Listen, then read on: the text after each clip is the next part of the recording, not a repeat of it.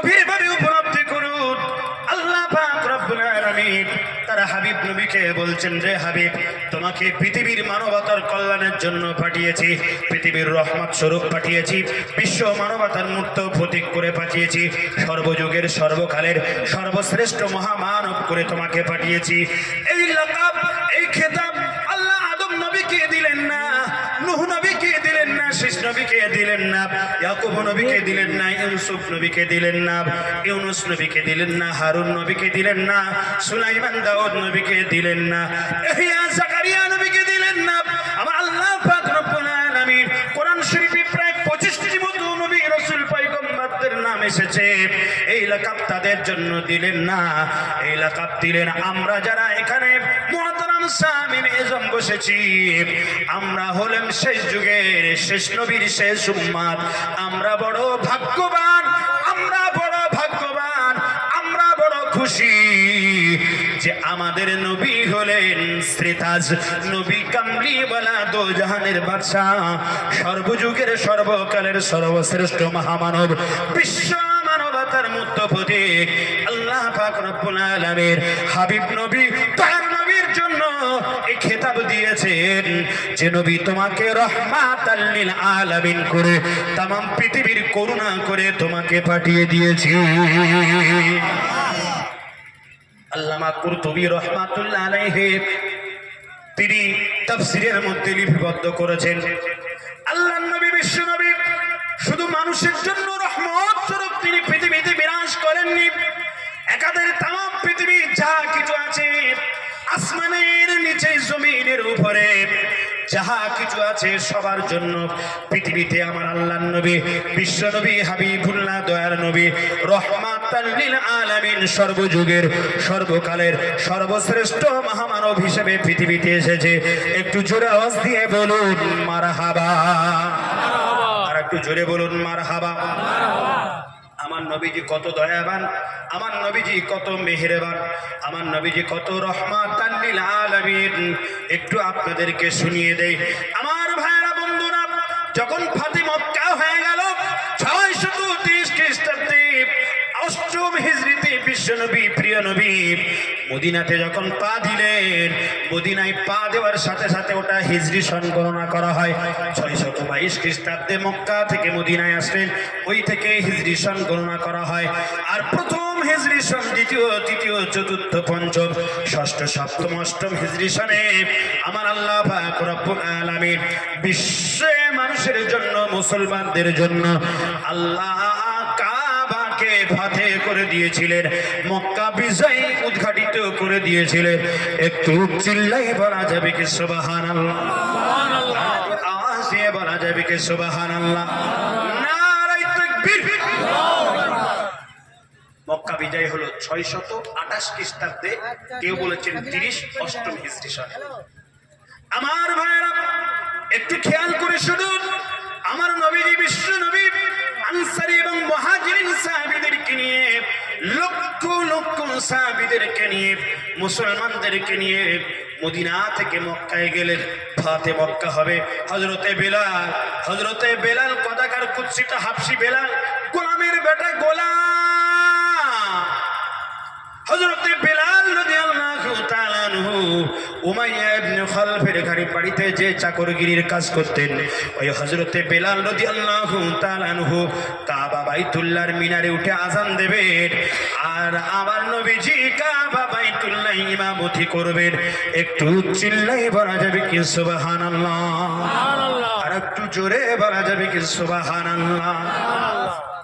অসুবিধা হচ্ছে নাকি? হচ্ছে না তো? যদি বলেন আমি অন্যরকম ভাবে পাল্টে দেব।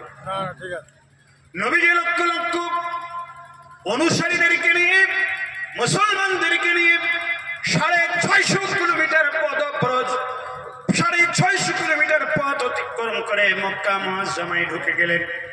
এবার মক্কা মুআজ্জামায় সেই সময়তে 2টি জনগোষ্ঠী ছিল। কয়টি বললাম?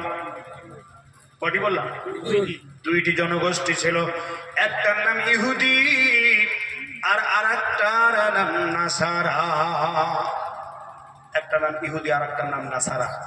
আমরা যাকে খ্রিস্টান বলি তারা হলো নাসারা। আর ইহুদি কাদেরকে বলি? যারা তাওরাতের অনুসারী, তাদেরকে আমরা ইহুদি বলি।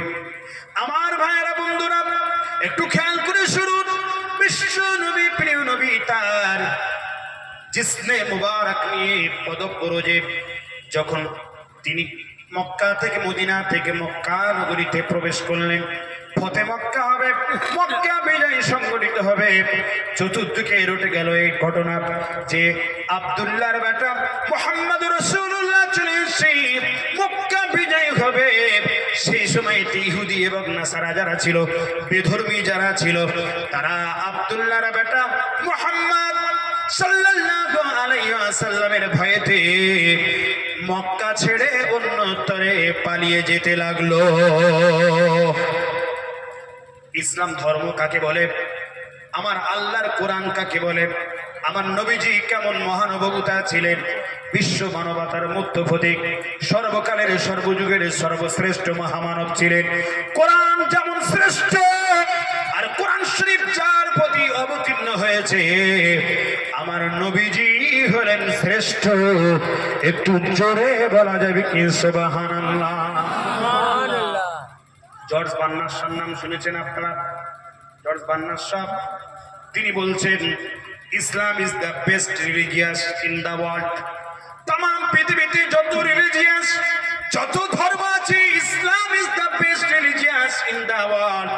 तमाम বিশ্বে যত ধর্ম ছড়িয়ে পড়েছে, আমেরিকায় যান, লন্ডনে যান, জার্মানে যান, আর ফ্রান্সে যান, চীনে যান, আর রাশিয়ায় যান, তুরস্কতে যান, এমন করে সুইজারল্যান্ডে যান, আর হল্যান্ডে যান, আর নেপালে যান, থাইল্যান্ডে যান, আর রেগুনে যান, তাজিকিস্তান, উজবেকিস্তান, সামারকিস্তান, পাকিস্তান, মায়ানমার, বাংলাদেশ, ভুটান, পাকিস্তান, হিন্দুস্তান, তাম পৃথিবীর যত দেশ আছে, লর্ড বার্নার্ড শাহ বলেছে যে আল্লাহ পাক রব্বুল আলামিন যে ধর্ম পাঠিয়েছে, যে ধর্মের নাম হলো ইসলাম, Islam is the best religious in the world. तमाम পৃথিবীর যত ধর্মীয় মানুষ আছে, ইসলাম ধর্ম হলো একনিষ্ঠ, ইসলাম ধর্ম হলো এক নাম্বার পারফেক্ট। একটু জোরে বলা যাবে কি সুবহানাল্লাহ? সুবহানাল্লাহ। পারফেক্ট ধর্ম হলো ইসলাম, এক নম্বর ধর্ম হলো ইসলাম। আমার আল্লাহ কোরআন শরীফে বলেছেন, ইন্নাদ-দীনা ইনদাল্লাহিল ইসলাম। জোরে বলুন মারহাবা। হে দুনিয়ার মানুষ, পৃথিবীর মানুষ, আমি অনেক ধর্ম পৃথিবীতে পাঠিয়েছি, তবে শুনে রেখে দাও, আমি আল্লাহ আমার কাছে মনোনীত ধর্ম, পছন্দনীয় ধর্ম, ওই ধর্মটার নাম হলো ইসলাম। জোরে বলা যাবে কি সুবহানাল্লাহ? আর ইসলাম ধর্ম যারা গ্রহণ করে তাদেরকে কি বলা হয়? হ্যাঁ, মুসলমান। ইসলাম ধর্ম যারা মেনে নিয়েছে, বা আমরা যারা ইসলাম ধর্মই বসবাস করছি, পৃথিবীতে জন্মগ্রহণ করেছি, বাবা ছিল মুসলমান সলিমউদ্দিন চাচা, তার বাবা ছিল আব্দুল করিম দাদা, সবাই ছিল মুসলমান। মুসলমান ঘরেতে আমরা জন্মগ্রহণ করেছি, কিন্তু নামে মুসলমান, কামে মুসলমান নয়। মুসলমান নামে হলে চলবে না, কামে হতে হবে। জর্জ বার্নার্ড শাহ বলেছে, ইসলাম ধর্ম হলো একনিষ্ঠ ধর্ম, পারফেক্ট ধর্ম, ইসলাম হলো এক নম্বর ধর্ম। সেই সময়তে ছাত্ররা বলেছিল, স্যার প্রিন্সিপাল আপনি বলুন, ইসলাম ধর্ম কিভাবে একনিষ্ঠ হতে পারে, ইসলাম ধর্ম কিভাবে এক নম্বর ধর্ম হতে পারে, পারফেক্ট ধর্ম হতে পারে? জর্জ বার্নার্ড শাহ বলেছিল, Islam is the not religion but Islam is peace. ইসলাম কোন সন্ত্রাসের নাম নয়, ইসলাম হলো শান্তির নাম, শান্তির নাম। ইসলাম মানে পিস, পিস, পিস, শান্তি, শান্তি, শান্তি। জোরে বলা যাবে কি সুবহানাল্লাহ? সুবহানাল্লাহ। আর একটু চিল্লে বলা যাবে না সুবহানাল্লাহ? সুবহানাল্লাহ। শান্তি কোথায় পাবেন? শান্তি কি ওখানে? এই দেখুন, এখন ছেলে মেয়েরা ঘুরে ঘুরে বেড়াচ্ছে দোকানে, ওখানে সব শান্তি।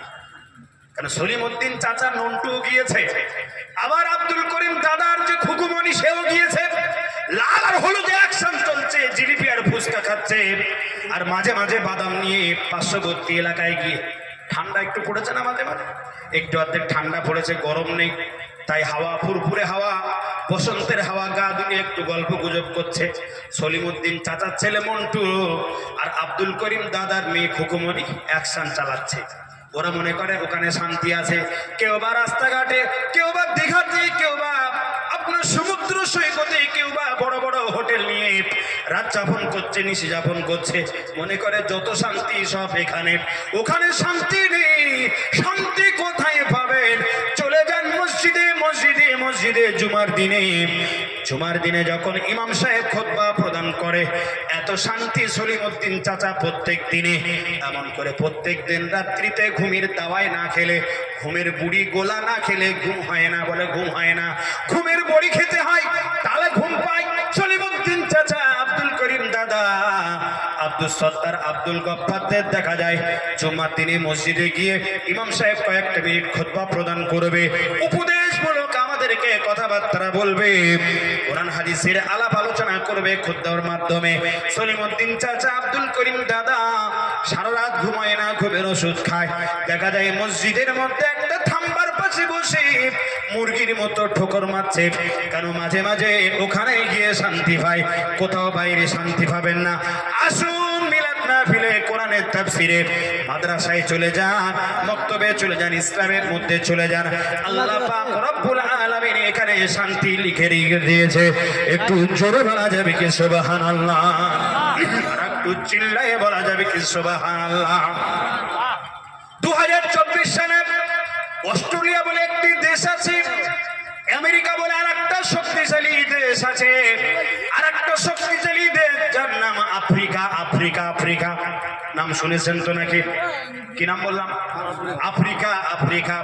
ওই আফ্রিকার একজন খ্রিস্টান ধর্মের যাজক, নাম তার ইব্রাহিম রিসমন্ড।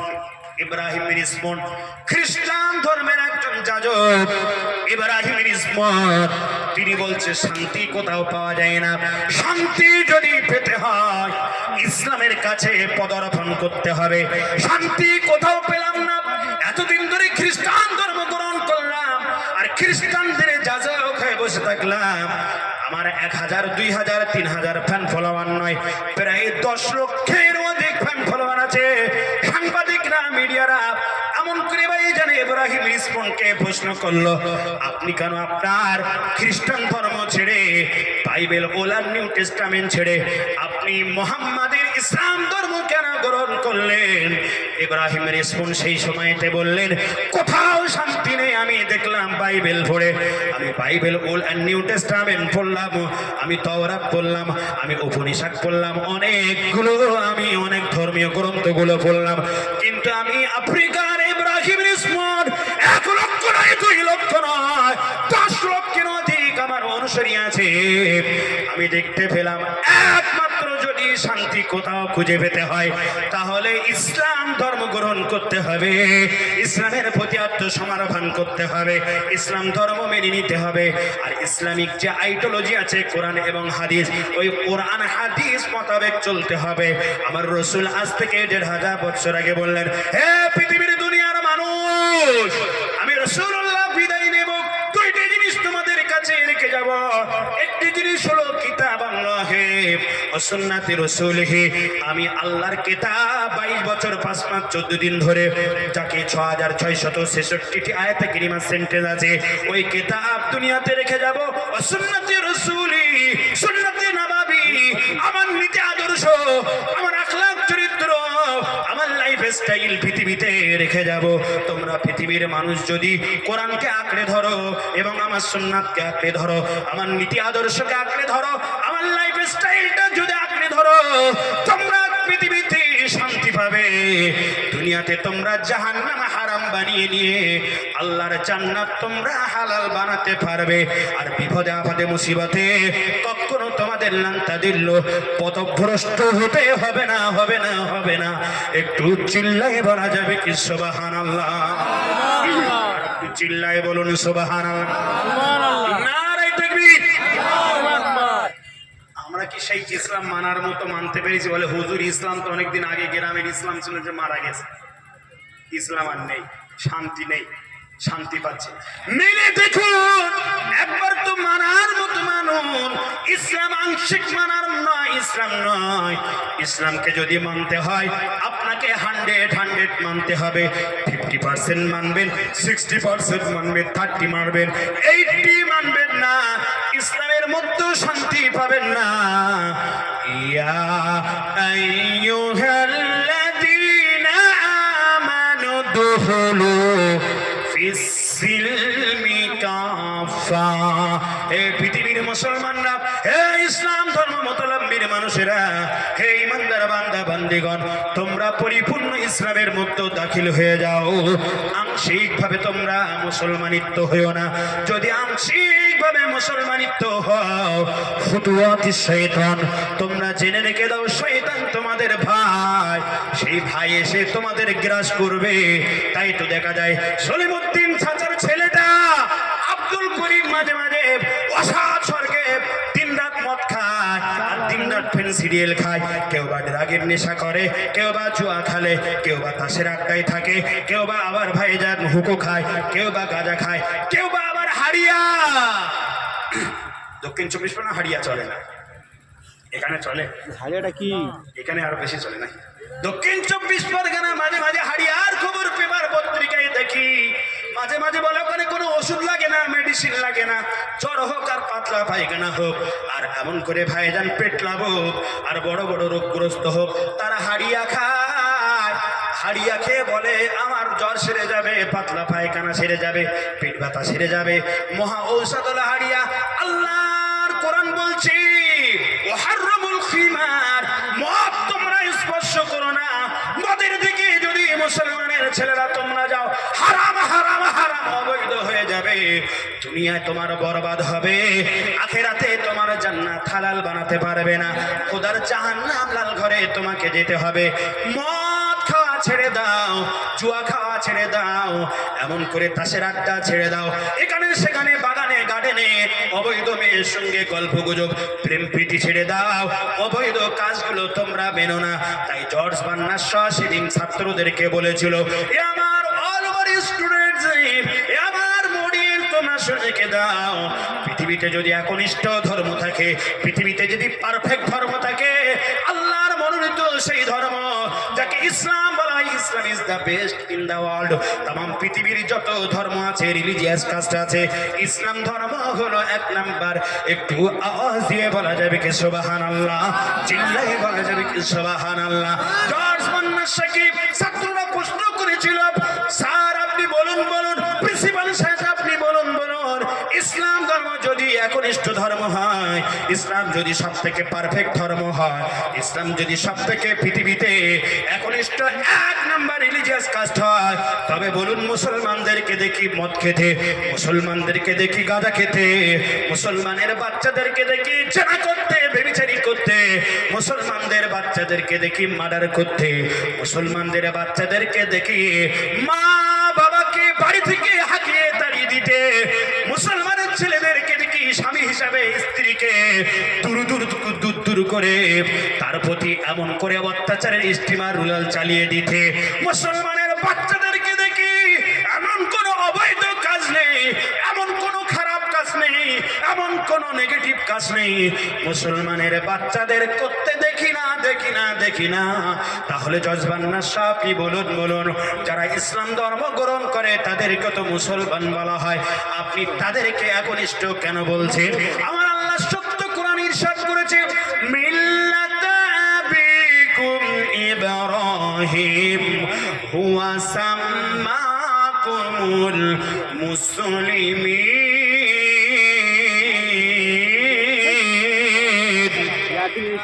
জোরে বলুন সুবহানাল্লাহ, আর একটু চিল্লাই বলুন আল্লাহু আকবার।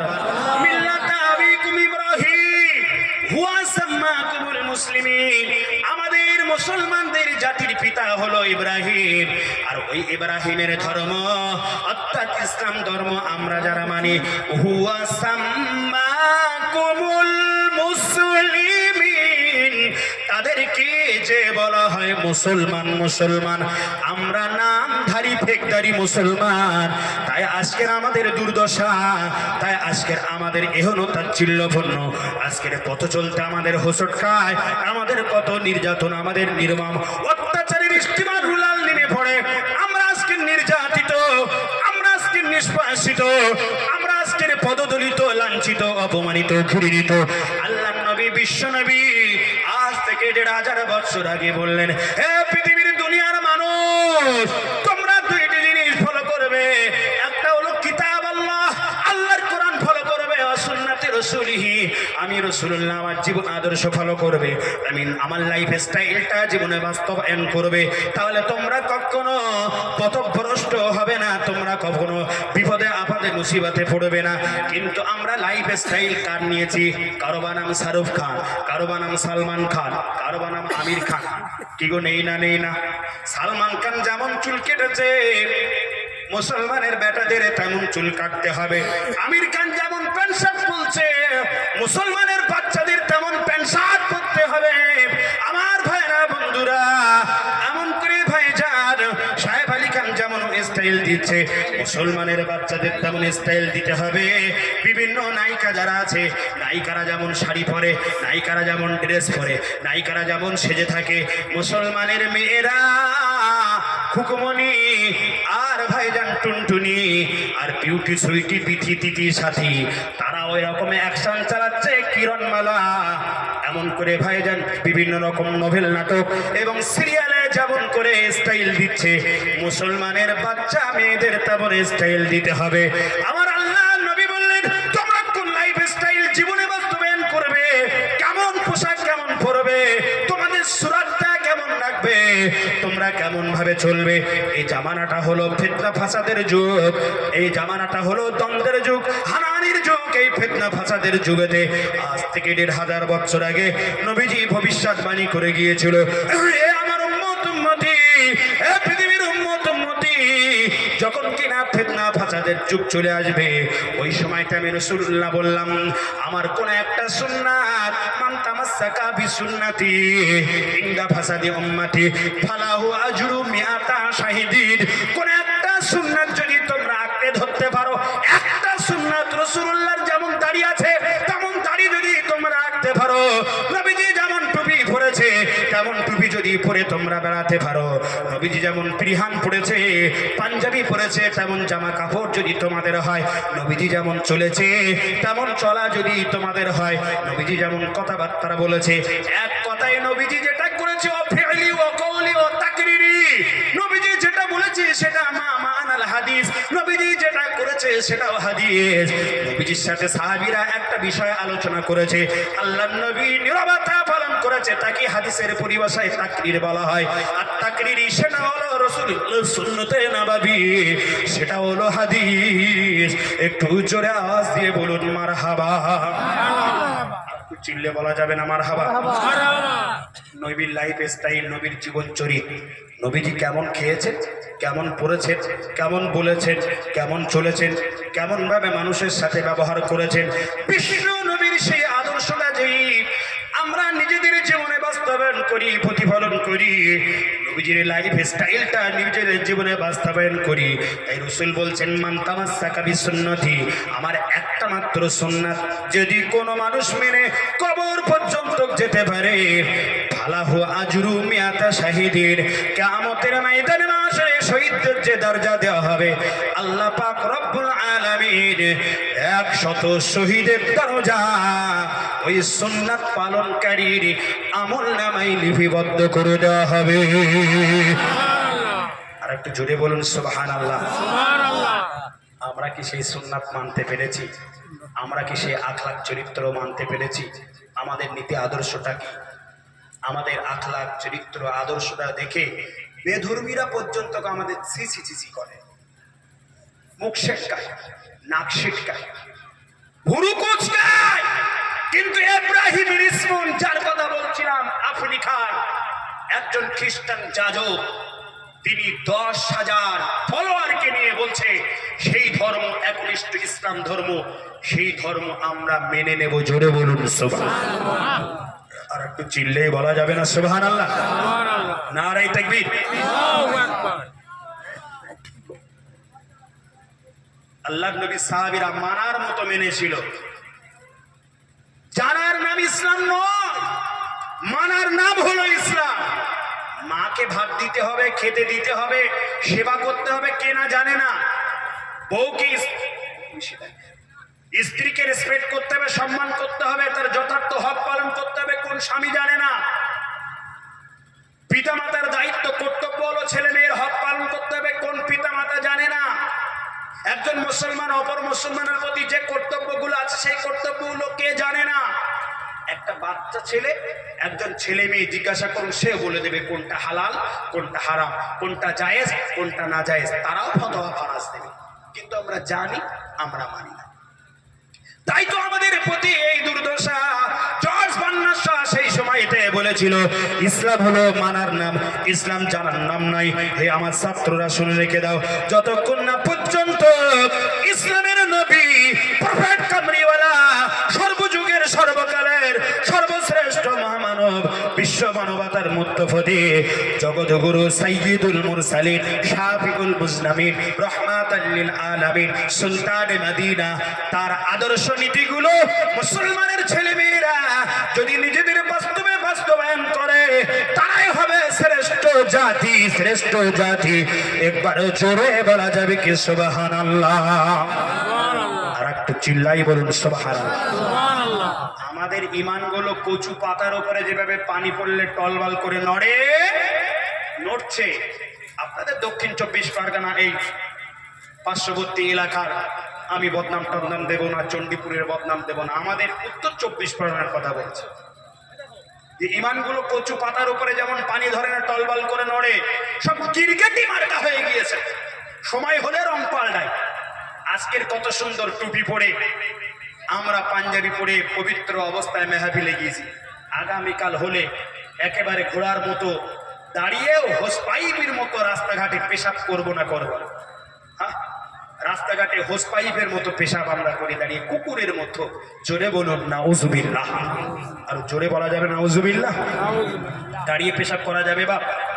আমাদের কালচার হয়ে গিয়েছে বেধর্মীদের মতো, আমাদের কালচার হয়ে গিয়েছে খ্রিস্টানদের মতো, আমাদের এমন করে চরিত্র হয়ে গেছে ইহুদি নাসারাদের মতো। ওই ইহুদি নাসারাদের মতো চরিত্র হওয়ার জন্য ফুলের মতো যাদের চরিত্র, আমার নবীজি সাহাবীদেরকে আপনি ফলো করুন।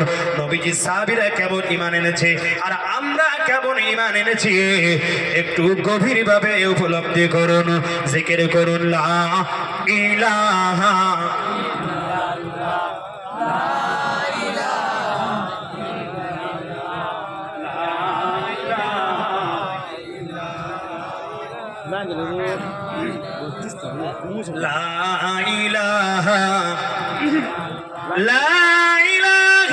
ইল্লাল্লাহু মুহাম্মাদুর রাসূলুল্লাহ। আল্লাহ আল্লাহ আল্লাহ।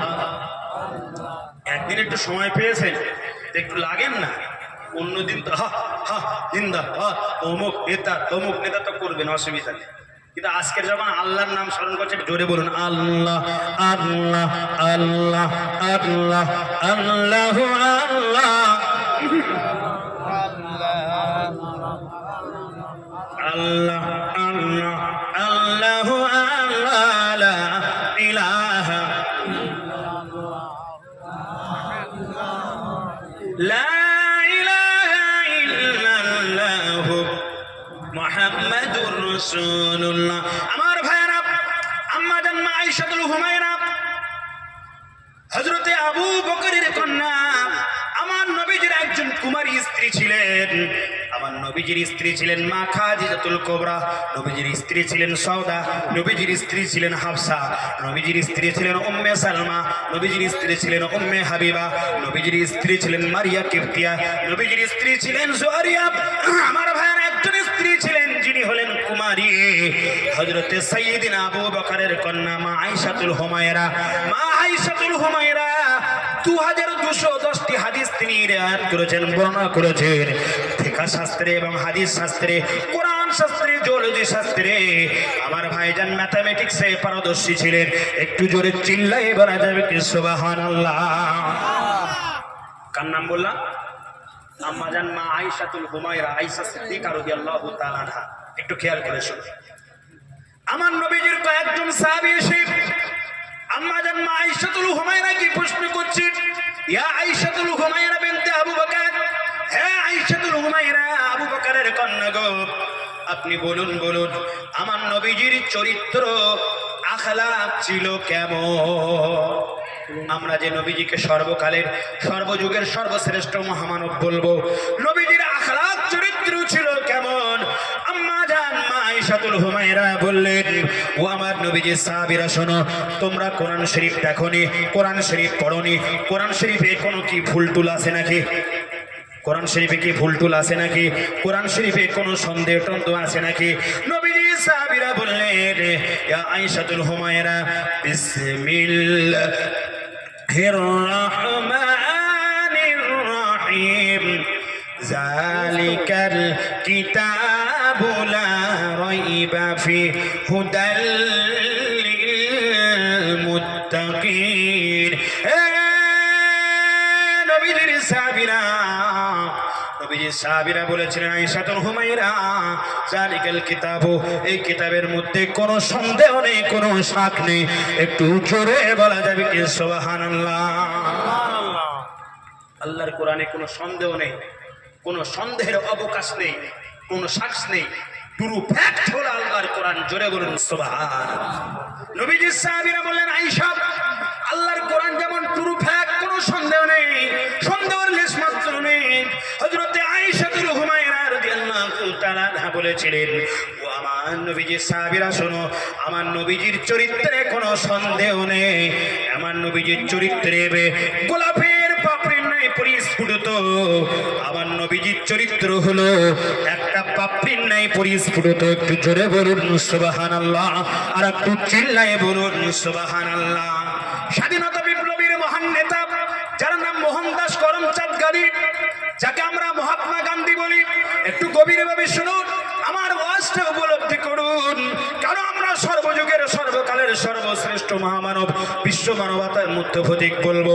একজন মুসলমান ঘরের কৃতি সন্তান নয়, একজন হিন্দু ঘরের কৃতি সন্তান, হায়ার এডুকেটেড, যিনি ভারতবর্ষকে স্বাধীন করার জন্য বিপ্লব এনেছিলেন। তাই স্বাধীনতা বিপ্লবের মহান নেতা বলা হয় মোহনদাস করমচাঁদ গান্ধী, মহাত্মা গান্ধী। তিনি বলছেন, মোহনদাস করমচাঁদ বলছেন, তাই যখন পৃথিবী যখন অন্ধকারে আচ্ছাদিত হয়ে গিয়েছিল, পৃথিবী যখন অন্ধকারে আচ্ছাদিত হয়ে গিয়েছিল, প্রাচ্যের পশ্চিম আকাশে উদয় হলো একটি উজ্জ্বল নক্ষত্র। ওই উজ্জ্বল নক্ষত্রটা পৃথিবীতে যখন বিরাজ করলো, পৃথিবীর মানুষ, আত্মর মানুষগুলো খুঁজে পেল শান্তি ও স্বস্তি। পৃথিবীর মানুষ পেয়ে গেল শান্তি। একটু জোরে বলা যাবে কি সুবহানাল্লাহ? মোহনদাস করমচাঁদ গান্ধী, মহাত্মা গান্ধী, হিন্দু ঘরের কৃতি সন্তান, স্বাধীনতা বিপ্লবীর মহান নেতা। তিনি বলছেন যে তামাম পৃথিবী যখন অন্ধকারে ভরা ডুবেছিল, তামাম পৃথিবীর মানুষ যখন অন্ধকারে আচ্ছাদিত ছিল, সেই সময় পশ্চিম আকাশে একটি উজ্জ্বল নক্ষত্রের আবির্ভাব হলো। ওই উজ্জ্বল নক্ষত্রটা অন্য কেউ নয়, শ্রীরাম কৃষ্ণ নয়, মহাত্মা গান্ধী নয়, এমন করে যীশু খ্রিস্ট নয়, গৌতম বুদ্ধ নয়, বালক ব্রহ্মচারী নয়, লালা লাজপত রায় নয়, বাল গঙ্গাধর তিলক নয়, এমন করে ভাইজান যীশু খ্রিস্ট নয়, বিশ্বকবি রবীন্দ্রনাথ ঠাকুর নয়, স্বামী বিবেকানন্দ নয়। তিনি বলেন মক্কার বাতি, মদিনার জ্যোতি, আব্দুল্লাহর বেটা, মা আমিনার নয়নের মণি, জাদ্দিল হাসানুল হুসাইন, আবুল কাসিম, প্রিয় নাম মুহাম্মাদুর রাসূলুল্লাহ সাল্লাল্লাহু আলাইহি ওয়াসাল্লাম। ওই মানুষটার যখন আবির্ভাব হলো পশ্চিমা দেশে, পশ্চিম আকাশে, পৃথিবীতে অশান্তি দূরীভূত হলো, পৃথিবীর মানুষ পেয়ে গেল স্বস্তি ও শান্তি। তাই তো বলা হয় বিশ্ব মানবতার মূর্ত প্রতীক, সর্বযুগের সর্বকালের সর্বশ্রেষ্ঠ মহামানব। একটু চিল্লায়ে বলা যাবে কি সুবহানাল্লাহ? সুবহানাল্লাহ। আর একটু চিল্লে বলা যাবে না সুবহানাল্লাহ? জাতির জনক মহাত্মা গান্ধী, স্বাধীনতা বিপ্লবীর মহান নেতা, তিনি সাধু ভাষায় বলেছিলেন, অন্ধকারে যখন পৃথিবী ভরা ডুবি ছিল, তখন পশ্চিম আকাশে একটা উজ্জ্বল নক্ষত্রের আবির্ভাব হলো। ওই উজ্জ্বল নক্ষত্রটা অন্য কেউ নয়, তিনি হলেন সর্বযুগের সর্বকালের সর্বশ্রেষ্ঠ মহামানব, আব্দুল্লাহর বেটা মুহাম্মাদুর রাসূলুল্লাহ। একটু চিল্লায়ে বলুন সুবহানাল্লাহ। আর একটু জোরে বলা যাবে না সুবহানাল্লাহ? আমরা কি সেই নবীকে মানার মতো মানতে পেরেছি? আমরা কি আল্লাহকে মানার মতো মানতে পেরেছি? আমার আল্লাহ পাক রব্বুল আলামিনের হাবিব দয়ার নবীর সাহাবীরা কেমন মেনেছিলেন, আর আজকের আমরা কেমন মেনেছি আসর একটু ট্যালি করে আমরা যে যার এখান থেকে বাড়ি চলে যাব। আল্লাহর নবী সাহাবীরা কেমন মেনেছিল, সাহাবীরা কেমন ঈমান এনেছিল, আর আমরা কেমন ঈমান এনেছি, সাহাবীদের ঈমানটা কেমন ছিল, আর আমরা কেমন ঈমান এনেছি। তাই কবি বলছেন, দেখো কেমন ঈমান এনেছে আমার নবী সাহাবারা, সেই যুগের সাহাবারা। গোপনে বেলাল ঈমান আনিল, গোপনে বেলাল ঈমান আনিল, পড়ে লা ইলাহা ইল্লাল্লাহ। আমার সাথে বলা যাবে না? গোপনে বেলাল ঈমান আনিল, গোপনে বেলাল ঈমান আনিল, পড়ে লা ইলাহা ইল্লাল্লাহ। দেখো কেমন ঈমান এনেছে আমার নবীর সাহাবারা, সেই যুগের সাহাবারা। এক মনিবের নিকট বেলাল, এক মনিবের নিকট বেলাল গোলাম হয়ে থাকে, চোখের আড়ালে বেলাল, চোখের আড়ালে বেলাল কোরআন পড়া শেখে। উটের জুড়ি গলায় ঝুলিয়ে, উটের জুড়ি গলায় ঝুলিয়ে করছে তামাশা ইহুদি নাসারা। দেখো কেমন ঈমান এনেছে আমার নবীর সাহাবারা, সেই যুগের সাহাবারা।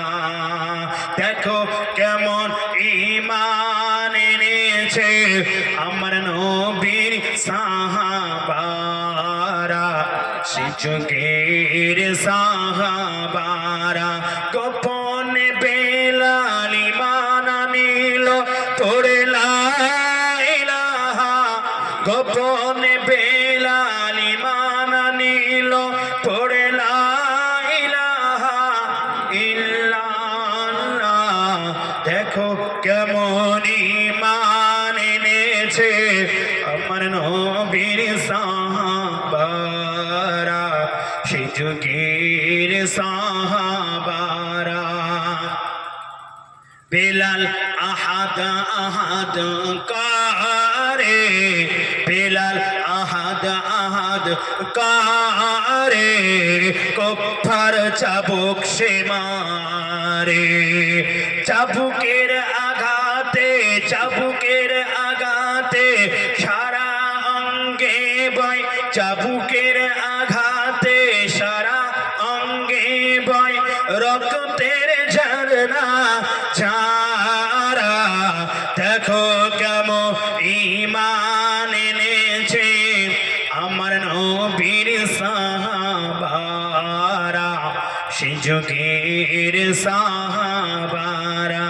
লা ইলাহা ইল্লাল্লাহ, লা ইলাহা ইল্লাল্লাহ, লা ইলাহা ইল্লাল্লাহ মুহাম্মাদুর রাসূলুল্লাহ সাল্লাল্লাহু। আমি দুইটি টপিকস আপনাদের সামনে আনয়ন করব। একটা হলো আমি সাহাবীরা কেমন ঈমান এনেছে, আর রাসূলুল্লাহ সর্বযুগের সর্বকালের সর্বশ্রেষ্ঠ মহামানব। যে কথা বলতে বলতে এত দূর চলে আসলাম। নবীজি মক্কা থেকে, মদিনা থেকে মক্কায় চলে গিয়েছিলেন, পথে মক্কা হয়েছিল, মনে আছে আপনাদের? হ্যাঁ, মক্কা বিজয় মনে নেই? অষ্টম হিজরিতে মক্কা বিজয় হলো। সেই সময় দুটি ইহুদি আর নাসারা আমার রাসূলুল্লাহকে দেখে, মুসলমানদেরকে দেখে সবাই পালিয়ে চলে যেতে লাগলো। ইহুদি নাসারা যারা বেধর্মী, মুসলমান ভাইয়েরা, ইহুদি নাসারা যারা ঈমান গ্রহণ করেনি, যারা ইসলাম ধর্ম গ্রহণ করেননি, তারা পালিয়ে পালিয়ে চলে যেতে লাগলো। কেন তারা পালিয়ে যেতে লাগলো? মুসলমানদের দলে লোক বেড়ে গিয়েছে, আর মুসলমানদের দলে হযরতে খাত্তাবের পুত্র ওমর সে ঈমান এনেছে। কারণ আমার নবীজি খাত্তাবের পুত্র ওমরের জন্য দোয়া করেছিলেন। আল্লাহর নবী কাবা বাইতুল্লাহ গিয়ে বলেছিলেন, রব্বুল আলামিন, আল্লাহ আল্লাহুম্মা আইজিল ইসলাম ওয়াল মুসলিমিন। আল্লাহ মুসলমানদের যদি ইজ্জত সম্মান বাড়াতে চান, আল্লাহুম্মা ইহদিনি, আপনি হেদায়েত দিন। আবু বকর হযরতে হিশামের পুত্র আবু জেহেল, হিশাম ইবনে আবু জেহেল, আবু জেহেল ইবনে হিশাম, খাত্তাব ইবনে ওমর, খাত্তাবের পুত্র ওমর, হিশামের পুত্র আবু জেহেল, দুজনার থেকে জোড় ভাঙিয়ে দিয়ে একজনকে ঈমানের মধ্যে আপনি আনয়ন করে দিন, ইসলামের মধ্যে দাখল করে দিন। আল্লাহ পাক দুজনার জোড় ভেঙে দিয়ে আল্লাহ আবু বকরের দোয়াটা আল্লাহ কবুল করে নিয়ে, ওমরের পক্ষে দোয়া কবুল করে নিয়ে আল্লাহ খাত্তাবের পুত্র ওমরকে ইসলামের নূর দিয়ে ভরিয়ে দিয়ে ইসলামের মধ্যে দাখিল করে দিলেন। একটু জোরে বলা যাবে কে সুবহানাল্লাহ? আর একটু চিল্লে বলা যাবে কে সুবহানাল্লাহ? মক্কার ইহুদি এবং নাসারারা বলে ওমরের শক্তি আমরা জানি, ওমরের কেমন শক্তি আছে, ওমরের কেমন চোখ রাঙানি আছে, কেন ৬৫০০ বস্তির লিটার হিশামের পুত্র আবু জেহেল এবং খাত্তাবের পুত্র ওমর, হিশামের পুত্র আবু জেহেল তো বদরের যুদ্ধ আমার নবীকে মার্ডার করতে গিয়ে নিজেই মার্ডার হয়ে গেলেন। তাই হিশামের পুত্র আবু জেহেল নাই, বাঁচানোর ক্ষমতা নাই, আরবে নেতৃত্ব দেওয়ার লোক নাই, লিডার নাই, দলপতি নাই। তাই ইহুদিরা ছাড়া মুসলমানদের ভয়ে, খাত্তাবের পুত্র ওমরের ভয়ে পালিয়ে চলে যেতে লাগলো মুহাম্মাদের ভয়ে। সেই সময়টা আল্লাহর নবী, বিশ্ব নবী, প্রিয় নবী টুক টুক টুক টুক টুক টুক করে মক্কা কাবা মুখে অভিমুখে রওনা দেয়। আর এমত অবস্থায় পেছন দিক দিয়ে দেখে একজন বুড়ি মহিলা, একজন মা তার পুটলা পুটলি বেঁধে, তার মাল সাবান বেঁধে তিনি মক্কা থেকে বহির প্রদেশে যাওয়ার জন্য হেঁটে হেঁটে হেঁটে মক্কা ছেড়ে চলে যেতে লাগলো।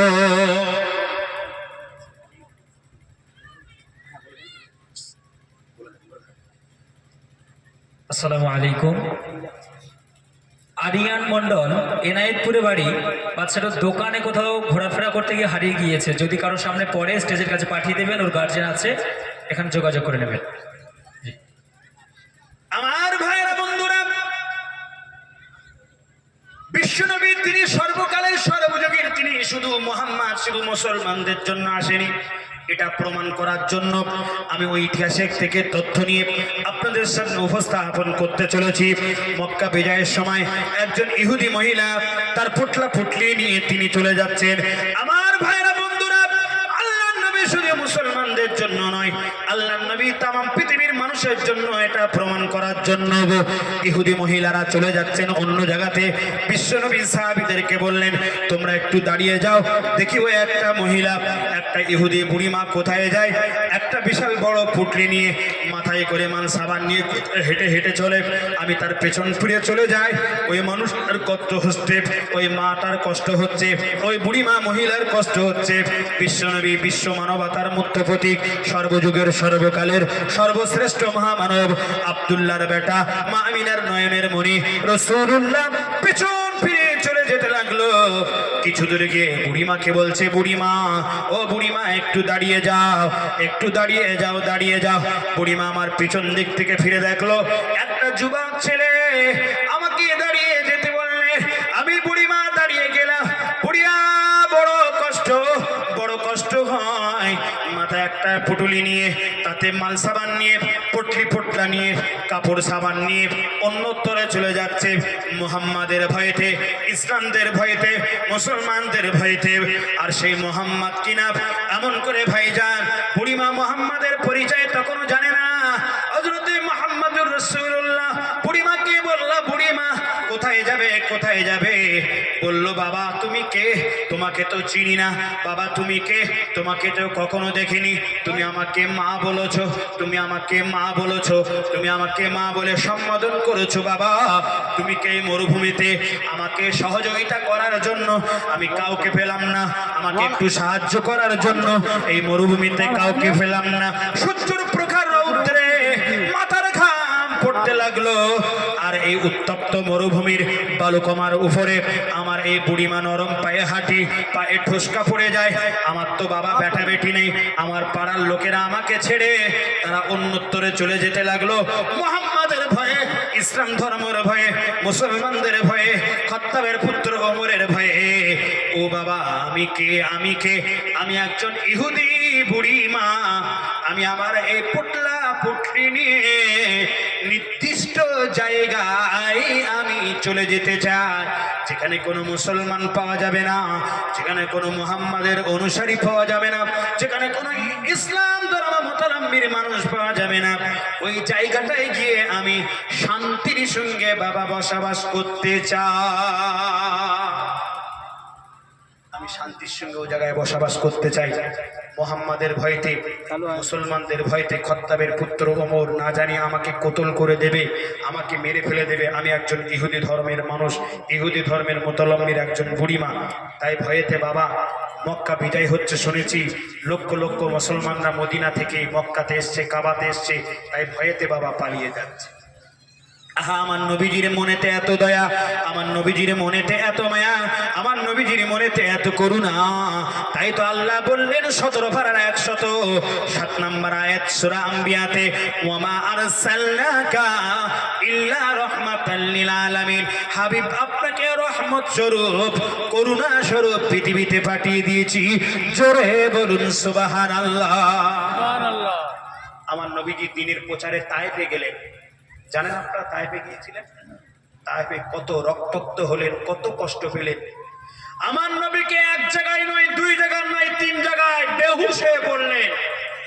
মাথায় পাথরের আঘাত মারা হলো, মাথা মোবারক থেকে রক্ত পড়তে পড়তে পড়তে জিসনে মোবারক দিয়ে পাদুকাগুলো ভরে গেল।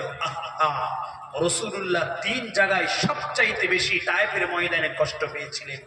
আজকের মুসলমান আমরা কোন ইসলাম নিয়ে ছিনিমিনি খেলছি? সাহাবীরা কেমন ইসলামকে ভালোবেসেছিলেন, কেমন আমার নবীকে ভালোবেসেছিলেন, মহব্বত করেছিলেন। আমার প্রিয় শ্রোতাবৃন্দ, বিশ্ব নবী, প্রিয় নবী, কেমন তার দয়া, কেমন তার মায়া। সেই তায়েফের ময়দানে নবীজি প্রত্যেকদিন ফজরের জামাতে নামাজ পড়তে যেতেন। বাবা, ফজরের জামাতে নামাজ পড়তে যেতেন। আর আমরা এলাকার মানুষ, আমরা কখনো ফজরের জামাত কাজা করি না। কাজা করি? আমরা কাজা করি না। মসজিদে গিয়ে জামাতের সঙ্গে নামাজ পড়ি। কেন? বাড়িতে নামাজ পড়ার চাইতে মসজিদে গিয়ে 70 গুণ সওয়াব বেশি হবে। আপনাদের এখানে সব পড়ে, সব বাড়ির থেকে উঠে পৌষ মাস, মাঘ মাস একেবারে কাঁথা লেপ সব আরামের ঘুম, বিছানার ঘুম, বিবিদের একদম ছেড়ে সোজা শটান সব মসজিদে চলে যায়।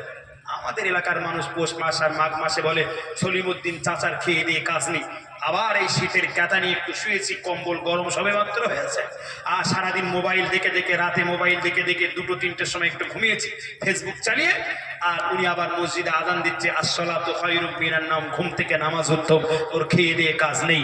এই সলিমুদ্দিন চাচা যদি একদিন আমার বাড়িতে আসতো, গোস্ত দিয়ে মাছ দিয়ে ভালো করে ওকে দুবেলা 2 মুঠো খাইয়ে দিতাম, কিন্তু নামাজ পড়তে যেতে হবে বড় কষ্ট করে। শীতের এই মানে শীতের সময় ওযু করতে হবে, পানি ঠান্ডা, কি করে ওযু করব? রাসূল বলছেন শীতের দিনে ওযু করার জন্য ঠান্ডা পানিতে দিয়ে আপনি যে হাত এবং মুখ দুগুলো ধৌত করবেন ওযু করার জন্য, আল্লাহ পাক রব্বুল আলামিনের হাবিব বললেন কিয়ামতের ময়দানে মাশরে আপনার মুখমণ্ডলটা আল্লাহ এমন করে সুন্দর নূরানি চেহারা বানিয়ে দেবেন যা দেখে বিশ্বনবী চিনতে পারবেন। আমার রাসূলুল্লাহ সেদিনকে এই নূরানি চেহারাদেরকে নিয়ে তিনি আল্লাহর কাছে ফরিয়াদ করে জান্নাত হালাল বানানোর জন্য আল্লাহর কাছে ফরিয়াদ করবেন। জোরে বলুন সুবহানাল্লাহ। জোরে বলা যাবে না? আর যদি সলিমুদ্দিন চাচা হাইয়া আলাস সালাহ বলছে, সলিমুদ্দিন চাচার খেয়ে দিয়ে কাজ নেই, সলিমুদ্দিন চাচা তুই মুয়াজ্জিন নামাজ পড়, আর তোর সামনে আব্দুল করিম আছে, ইমাম সাহেব সে পড়ুক, আমরা যাবো না কেন? তোমাদের মাইনে দিয়ে রেখেছি, আবার মুখ্যমন্ত্রী দিচ্ছে অনারিয়াম, তাহলে আমরা কেন মসজিদে নামাজ পড়তে যাবো? বাড়িতে একটু কোনো রকম লবা ঠাকুরে একটু মাথা ঠুকে দেয়। আমার নবীজি তায়েফের ময়দানে গেলেন, তায়েফে মসজিদে নামাজ পড়তে যাচ্ছেন, এক বুড়িমা ইহুদি তার নজরে পড়ে গেল।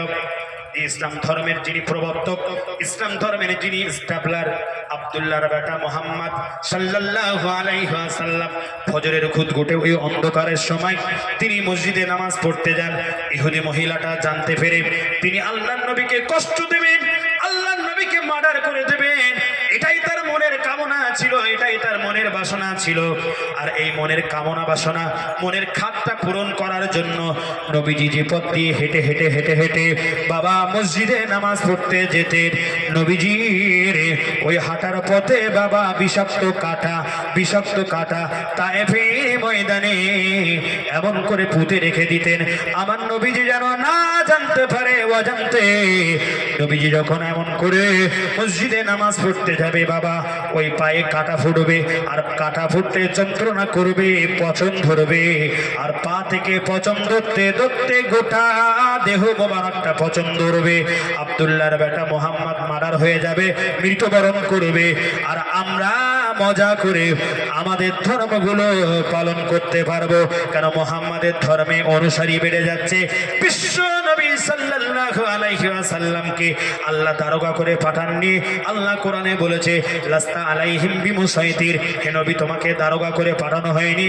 লা ইকরাহা ফিদ্দিন, যাদের ধর্ম তাদের কাছে, লাকুম দীনুকুম ওয়ালিয়া দিন, যাদের ধর্ম তাদের কাছে পরধর্ম সহিষ্ণু। যদি কোনো ধর্ম থাকে সেটাই হলো ইসলাম। কিন্তু তারা অপব্যাখ্যা মনে করে, আমার নবীজিকে ভয় মনে করে, আমার নবীজির পথে তারা বিষাক্ত কাঁটা ফুটিয়ে দিতেন ওই ইহুদি মহিলা।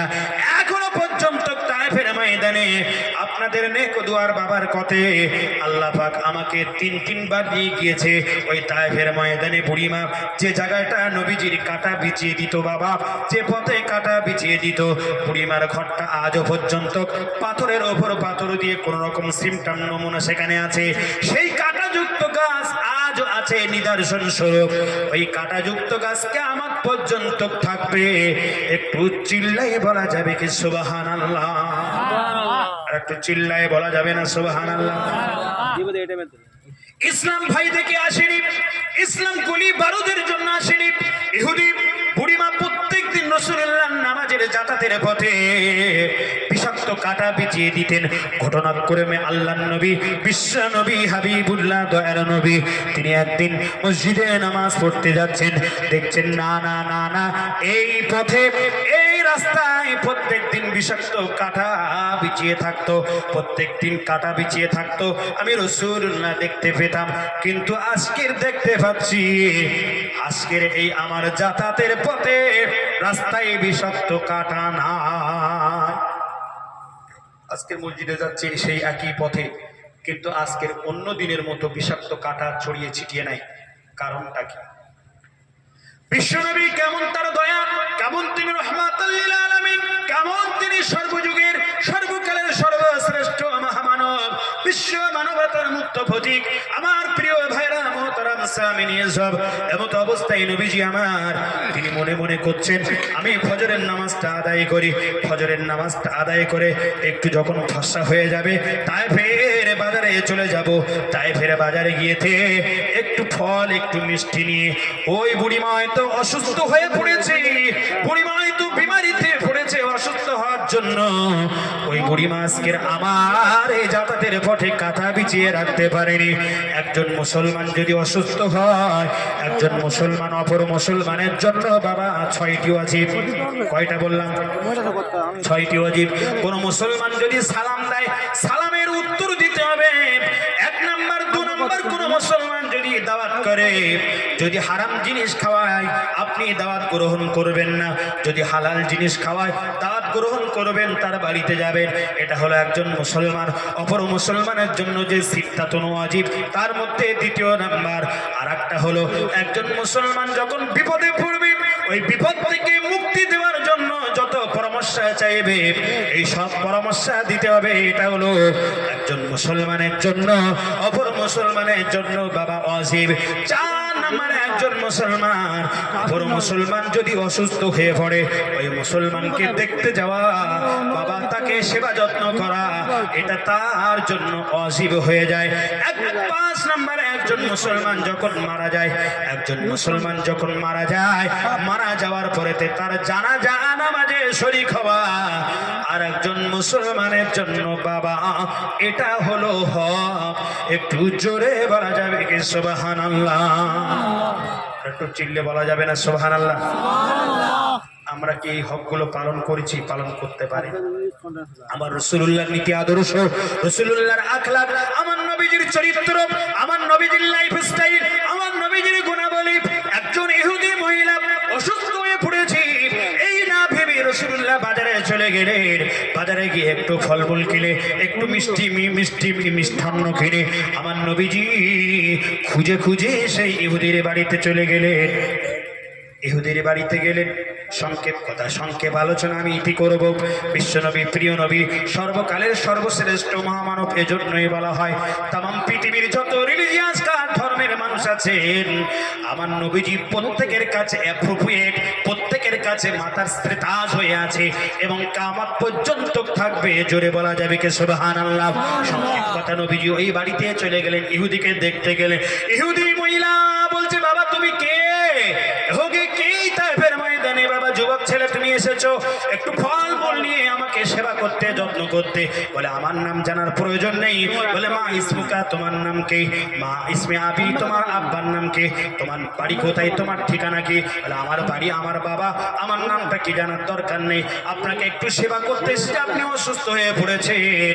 আমার ভাইয়েরা, বন্ধুরা, আবার নবীজি সাল্লাল্লাহু আলাইহি ওয়াসাল্লাম সেই সময়তে বললেন, বুড়ি মা গো, শোনার দরকার নেই, আপনাকে একটু সেবা করে আমি ধন্য হয়ে পড়ি, আপনাকে একটু সেবা যত্ন করে, আপনাকে একটু সুস্থ করে আমি একটু মগ্ন হব, আমি আরাম পাবো, তৃপ্তি পাবো। বুড়িমা বললো, না না, নাম যদি তুমি না বলো তোমার সেবা যত্ন আমি নেব না, নেব না, নেব না। সেই সময় তা আল্লাহর নবী বললেন, একান্ত যদি আপনি না শোনেন আমার নামটাকে একটু আপনাকে বলে দেই। আল্লাহর নবী, বিশ্ব নবী বললেন, ইসমি মুহাম্মদ ইবনে আব্দুল্লাহ ইবনে আব্দুল মুত্তালিব। আমার নাম হলো মুহাম্মদ, বাবার নাম আব্দুল্লাহ, আমার দাদুর নাম হলো আব্দুল মুত্তালিব। আমি হলাম বিশ্ব নবী হাবিবুল্লাহ, দয়ার নবী। জোরে বলা যাবে কি সুবহানাল্লাহ। ইহুদি বলতো, বাবা যার জন্য আমি কাটা বিছিয়ে রাখতাম, আর সেই মানুষটা আমার বাড়িতে আসলো, ইনি কোনো সাধারণ মানুষ হতে পারে না, ইনি কোনো সাধারণ প্রফেট হতে পারে না। আমি একজন ইহুদি, ইনি জানা সত্ত্বেও আমি পথের কাটা বিছিয়ে দিতাম, বিষাক্ত কাটা, তথাপি আমার বাড়িতে দেখতে এসেছেন আমি অসুস্থ।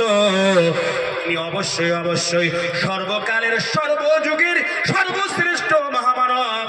আনতা রাসূলুল্লাহ, আনতা হাবিবাল্লাহ, লা শাক্কা ফি। ইনি হলেন আল্লাহর হাবিব, ইনি হলেন আল্লাহর রাসূল। আমি বুড়িমা সাক্ষ্য দিলাম, আমার ইহুদি ধর্ম আজ থেকে ছেড়ে দিয়ে কনভার্টেড হয়ে আমি ইসলাম ধর্মকে আমি অ্যাকসেপ্ট করে নিলাম, গ্রহণ করলাম। জোরে বলা যাবে কি সুবহানাল্লাহ, চিল্লায়ে বলা যাবে কি সুবহানাল্লাহ, নারায়ে তাকবীর। আমার বন্ধু ভাইজান এসে গিয়েছে, জনাব মুহতারাম হযরত মাওলানা হাফেজ কারি কৌসার সাহেব ফাতিহ, তিনি বক্তব্য রাখবেন। একদম 11:30টায় আমি শেষ করলাম। আপনাদের নেক দোয়া থাকলে ইনশাল্লাহ আবারও বিভিন্ন রকমভাবে আলোচনা করা যাবে। এখানে আমার সর্বযুগের সর্বকালের সর্বশ্রেষ্ঠ মহামানব প্রফেট জগৎগুরু সাল্লাল্লাহু আলাইহি ওয়াসাল্লাম এটা লিখে, এটা বলে শেষ করা যাবে না, তথাপি ওইখানে আমার এন্ড করতে হলো। বক্তা এসে গেছেন, তিনি বক্তব্য রাখবেন। আমি হাসানুজ্জামান গুনাগার, উত্তর 24 পরগনা জেলা থেকে, প্রত্যন্ত সেই মাটিয়া পানিগোবরা দরবার শরীফ থেকে এসেছি। আমাকে আপনারা দোয়া করবেন, আমি আপনাদের জন্য দোয়া করি। আল্লাহ আমাদের দ্বীন ইসলামের উপর, আল্লাহ নবীজির সেই লাইফ স্টাইলের উপর বাস্তবায়ন করার তৌফিক এনায়েত করুক। সকলে বলুন আমিন। হাযা মা ইনদি ওয়াল ইলমু ইনদাল্লাহ, আলাইহি তাওয়াক্কালতু ওয়া ইলাইহি উনীব। আসসালামু আলাইকুম। মহব্বতে উচ্চারণে দরুদ। আল্লাহুম্মা সাল্লি আলা। এখন আপনাদের সম্মুখে বক্তব্য রাখবেন হাফেজ কারি কাউসার আলী সাহেব, কাউসার আলী ফাতেহি সাহেব। ইনি ক্যালকাটা ইউনিভার্সিটি থেকে গ্রাজুয়েশন কমপ্লিট করেছেন, প্লাস MM কমপ্লিট করেছেন। তো হুজুরের কণ্ঠে আমরা কোরআন ও হাদিসের কিছু মূল্যবান কথা শুনে নেব। এনার আজকের আলোচ্য বিষয় হলো, সাবজেক্ট হলো মুসলিম উম্মার ঐক্য।